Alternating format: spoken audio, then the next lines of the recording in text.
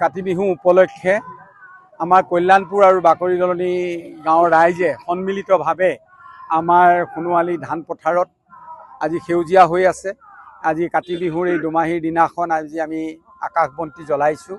লগতে ধান খেতিত আমি সকলোৱে আমাৰ এই অঞ্চলৰ ৰাইজে চাকি বন্তি জ্বলাইছে। ৰাইজৰ লগত মই নিজে আহি ধান খেতিত চাকি বন্তি জ্বলাইছোঁ। আৰু আনফালে আমাৰ তুলসীৰ তলত আমি চাকি বন্তি জ্বলাই আমাৰ আয়তীসকলে তাত তুলসীৰ ওচৰত আমাৰ যি পৰম্পৰা সেই পৰম্পৰা ৰক্ষা কৰি নাম কীৰ্তন আৰম্ভ কৰিছে।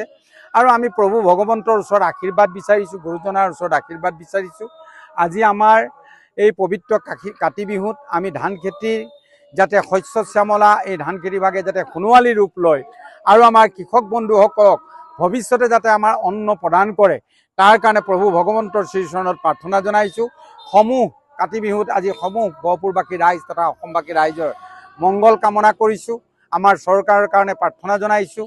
তুলসী বন্তিৰ তলত যাতে চৰকাৰখনে মাননীয় মুখ্যমন্ত্ৰী ডাঙৰীয়াই বলিষ্ঠ পদক্ষেপেৰে অসমৰ সকলো সমস্যা সমাধান কৰি যাতে আগবাঢ়ি যাব পাৰে। লগতে আজি আমাৰ প্ৰয়াত জুবিন গাৰ্গ ডাঙৰীয়াক হেৰুওৱা প্ৰায় এমাহ হ'বৰ হৈছে, অহাকালি এমাহ হ'ব। তেখেতৰ মৃত্যুৱে আমাক মৰ্মাহত কৰি ৰাখিছে।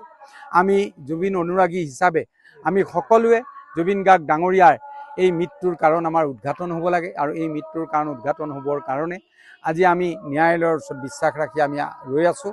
আৰু যিমান পাৰি সোনকালে যাতে জুবিন গাৰ্গ ডাঙৰীয়াৰ ন্যায় বিচাৰ আমি পাওঁ, তাৰ কাৰণে প্ৰভু ভগৱন্তৰ ওচৰতো প্ৰাৰ্থনা জনাইছোঁ। আৰু ন্যায়ালয়কো আমি এই স্থানৰ পৰা আমি আহ্বান জনাইছোঁ।